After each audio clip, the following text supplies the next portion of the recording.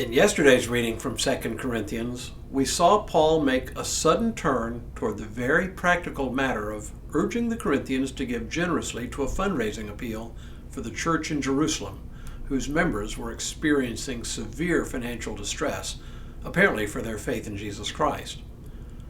Today's reading goes into the weeds on this issue, so much so that it is sometimes difficult to find any major issue at stake that warrants the inclusion of this passage of the Bible. But a close reading actually reveals a surprisingly contemporary issue and an equally contemporary solution. Hello, I'm Stuart Baskin, pastor of First Presbyterian Church of Tyler, Texas. And this is your daily devotional for Friday, June 6th, 2025.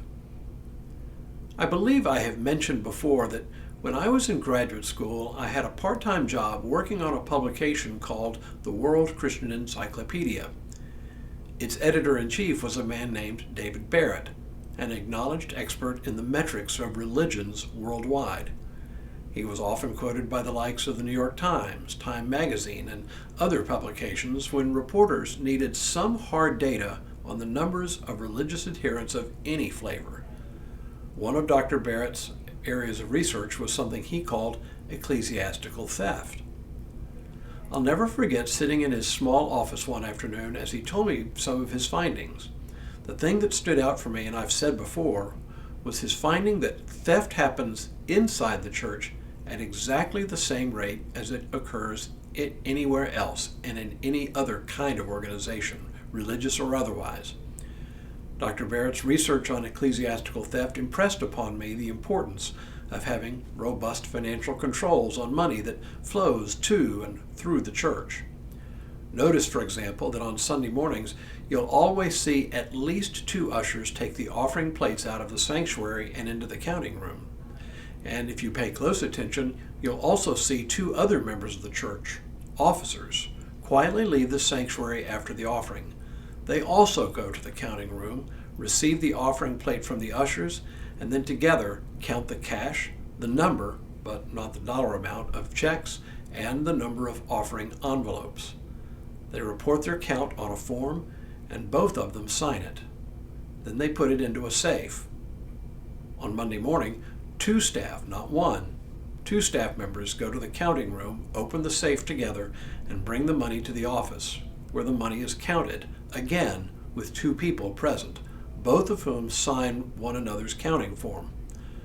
All this to minimize the possibilities of sticky fingers pinching even a little bit of cash. Now, you may think this is overkill, but consider this. The church operates on trust. When you give money to the church, you trust the church to handle it safely and spend it prudently. If that trust is ever broken, it can be years before trust can be rebuilt. Also consider this. We also want to protect the reputations of those who handle money at any point in the chain of custody. We don't want anyone to be falsely or maliciously accused of mishandling money in the church. That would be personally devastating to the person falsely accused. Now, I know I've gone into the weeds here, but it is exactly what Paul is doing in today's reading. He writes, "Thanks be to God, who put in the heart of Titus the same eagerness for you that I myself have. For he not only accepted our appeal, but since he is more eager than ever, he is going to you of his own accord.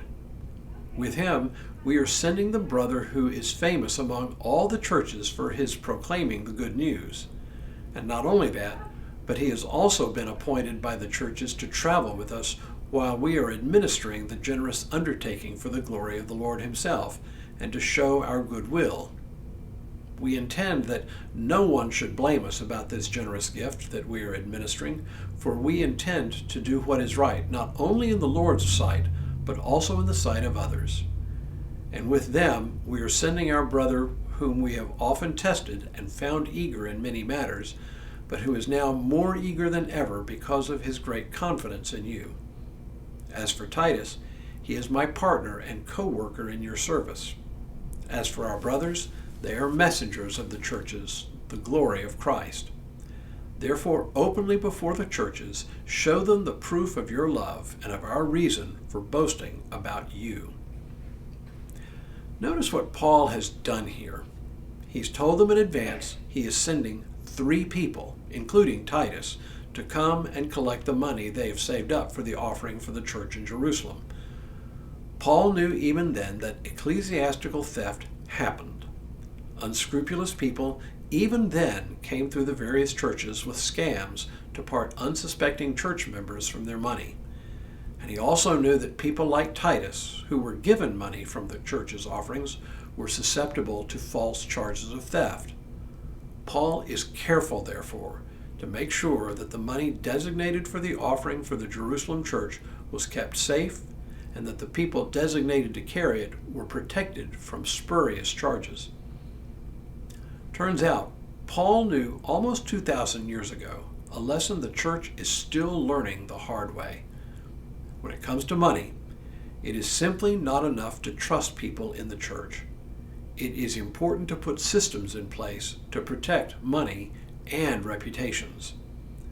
The Russians have an old proverb that Ronald Reagan once quoted: "Trust, but verify."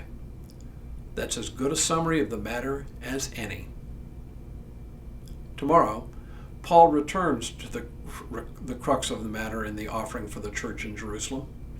But for now, may God continue to bless you and keep you in all that you do this day and in all the days ahead.